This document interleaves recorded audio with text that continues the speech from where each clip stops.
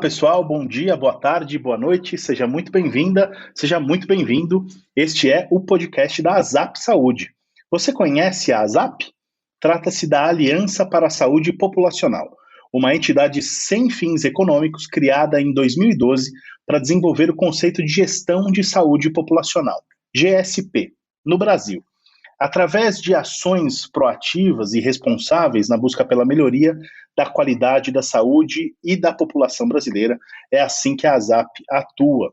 E esse podcast traz breves entrevistas com alguns dos principais especialistas em saúde populacional do país, como você vai poder comprovar logo mais. Antes disso, no entanto, eu quero convidar você que está nos ouvindo a seguir a ASAP Saúde nas redes sociais. Facebook, Instagram e LinkedIn. É só procurar por ASAP, A-S-A-P, Saúde. Combinado? Fica aqui também o convite para você assinar o feed deste podcast aí no Spotify ou no tocador de sua preferência. O tema do episódio de hoje é integração e informação de dados em benefício da população e como este tema se relaciona diretamente à qualidade da saúde que é oferecida para a população. E quem vai nos guiar nessa jornada e fazer com que a gente compreenda quão importante é este tema é o Dr. Alexandre Vieira, diretor de saúde suplementar da Funcional Health Tech e membro do comitê técnico da ASAP, a quem eu agradeço a participação, viu, doutor Alexandre? Eu é que agradeço. Como você disse, bom dia, boa tarde, boa noite. Podcast é legal que dá para escutar em qualquer lugar, a qualquer hora, né? Exatamente. Mas vamos lá, que o tema me interessa muito e é um tema assim super relevante quando a gente fala de saúde populacional. Com certeza, e o objetivo justamente dessa conversa é disseminar a gestão de integração de dados em benefício da população, e aí eu quero começar a perguntar para o doutor Alexandre por onde que começa, né, a determinação, né, a identificação de quais dados, quais informações a gente deve focar no estudo de um cenário para ajudar na gestão de saúde.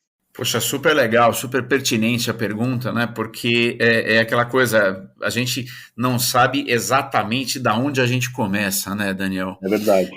Eu acho que tem uma resposta simples, que a gente tem que começar pelos dados que a gente tem. Quando a gente fala sempre de gestão de saúde populacional, logo vem na nossa cabeça a ideia da gente começar a trabalhar com justamente dados clínicos, trabalhar com informações que vão ajudar a gente a fazer um mapeamento de demanda da população, entender quem é aquela população e como aquela população consome saúde. Mas esses dados, eles são dados realmente eles são um pouco mais difíceis da gente encontrar ou da gente até ter acesso a esses dados, né? Então, eu acho que a gente tem um trabalho muito grande hoje em dia de enriquecimento, de transformação e até de padronização dos dados, né? A gente tem um ambiente no cenário de saúde onde a gente está muito acostumado com dados sendo gerados, né, e sendo transmitidos para os sistemas transacionais. E esses dados que são gerados nos sistemas transacionais, ou seja, cada passada de carteirinha que você dá no médico, no hospital, no laboratório, em qualquer lugar que você acaba utilizando o seu serviço ou o seu sistema de saúde, ele pode gerar uma informação importante para a gente, né? E a partir desses dados, que eles não são dados totalmente preparados para a gente trabalhar ou fazer inicialmente gestão de saúde, a gente consegue de fato entender o comportamento da população.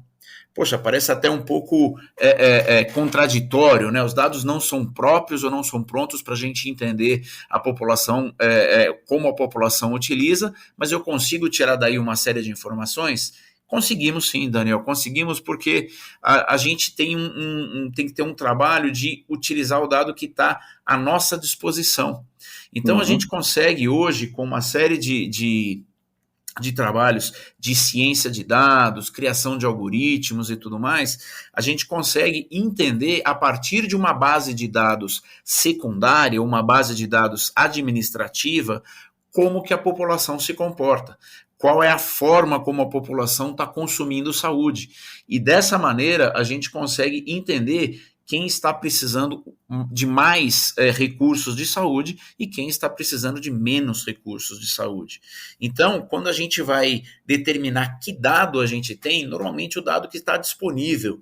Quando a gente fala de saúde, a gente a gente sabe que os dados, por exemplo, de consumo de saúde, né, que são os dados administrativos, normalmente os dados de pagamento, eles ajudam bastante e fazem com que a gente consiga entender como que está todo o comportamento de uma população, e às vezes até de uma população bem grande. Então, hoje a gente tem um volume de informações que é muito grande, né? E esse volume de informações, ele diz muita coisa sobre a nossa saúde, né?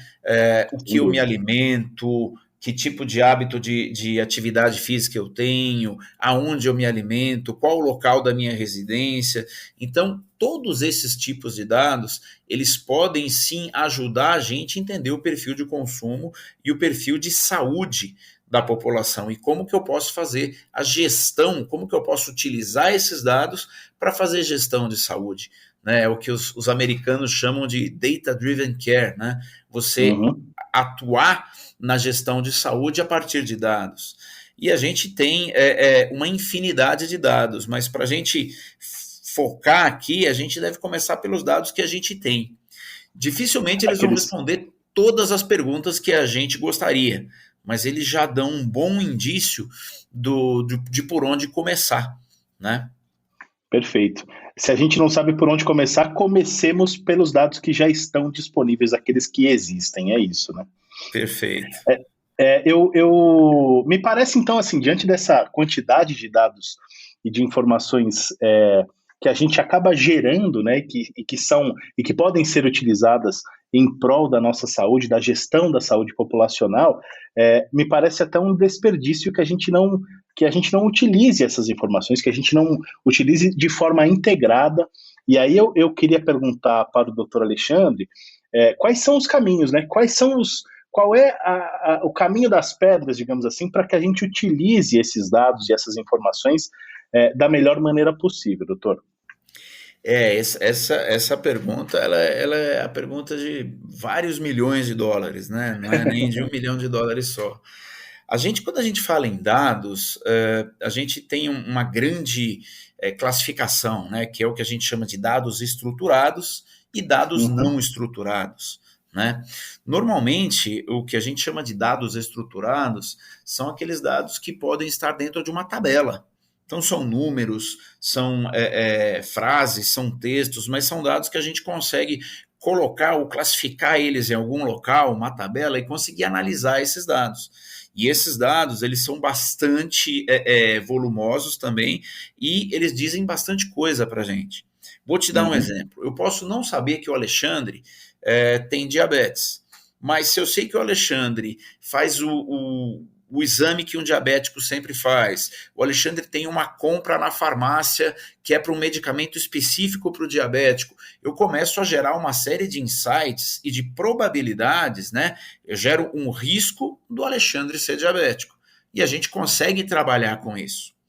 O dado não estruturado, ele tem uma outra característica, são os dados das mídias sociais, dado de som, dado de imagem, os dados de voz, e esses dados, eles dizem muito para a gente como que a população se comporta, né? São os determinantes da saúde da população, muito mais o ambiente em que a pessoa vive, o estilo de vida que ela tem, do que ela se alimenta, como ela se alimenta, se faz exercício, se é tabagista, se não é tabagista.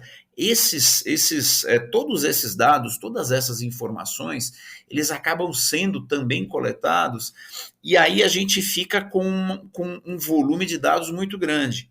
Então, como que a gente integra tudo isso, né? A gente tem que ter alguns pontos aqui, especialmente com relação às leis, né? A Lei Geral de Proteção de Dados que a gente tem hoje. A gente tem uma discussão muito, muito grande nos meios de analytics e que envolvem saúde sobre padrão ético de como a gente vai fazer essa integração, quais os resultados que a gente pode ter daí, né? Então, diante desse cenário todo, a gente faz essa integração baseado nos preceitos de anonimização e de criptografia.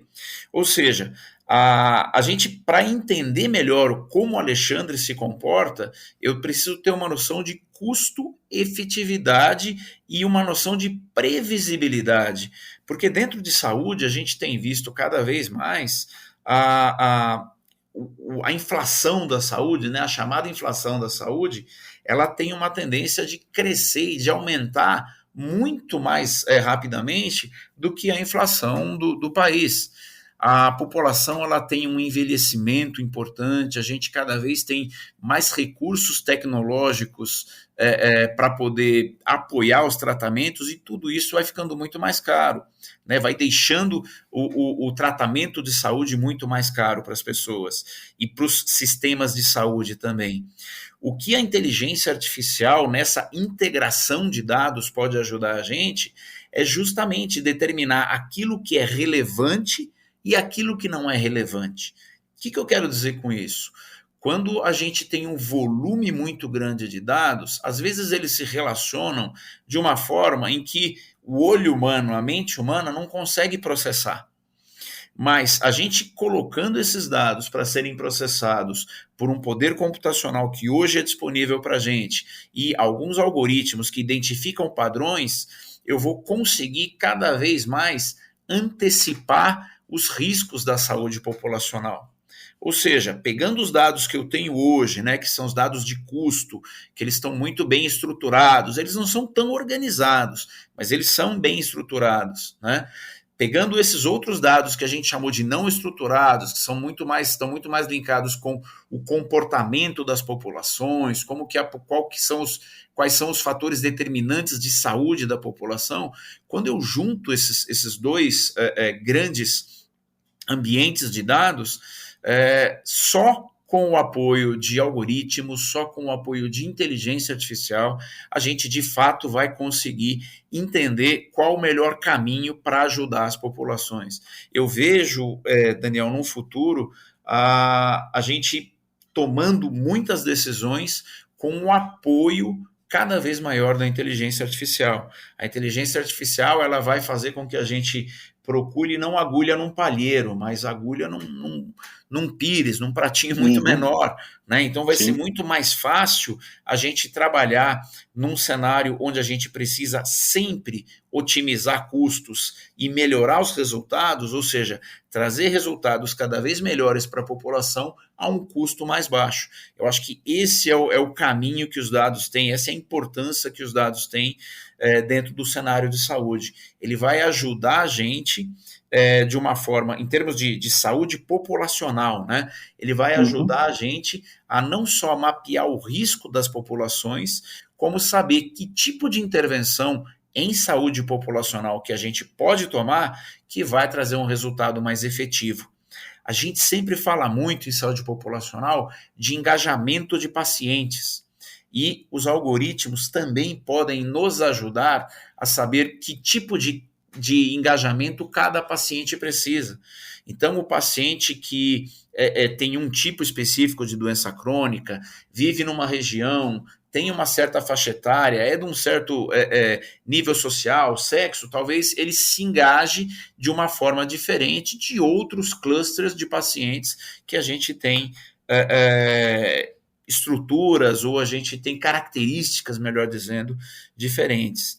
Então, assim, eu vejo um cenário muito para o lado positivo, um cenário sem volta. Eu acho que é um cenário muito positivo, onde a gente vai conseguir fazer diagnóstico de uma forma muito mais rápida, diagnóstico de uma forma muito mais precisa, e eu acho que essa discussão de aplicação de inteligência artificial dentro de dados de saúde, quer sejam eles dados de pagamento ou dados de hábitos de vida, vamos dizer assim, eles vão vir acompanhados de um olhar ético extremamente importante, porque eles vão determinar muito de como as populações ou como cada indivíduo vai consumir saúde no futuro e vai consumir saúde de uma forma efetiva, de uma forma em que ele consuma o recurso que seja necessário para ele, mas tenha o melhor resultado possível dentro daquele recurso que ele consumiu.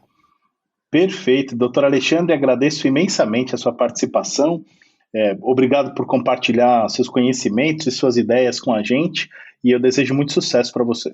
Obrigado, eu que agradeço a participação. Um grande abraço a todos. É isso aí. Eu também agradeço a sua audiência, caro ouvinte. Eu espero que você tenha gostado da nossa conversa de hoje. Hoje conversei com o Dr. Alexandre Vieira, diretor de saúde suplementar da Funcional Health Tech e membro do Comitê Técnico da ASAP Saúde. Gostou do papo de hoje? Eu desejo uma ótima semana para você. Nós nos encontramos no próximo episódio do podcast da ASAP Saúde, Aliança para a Saúde Populacional. Até mais.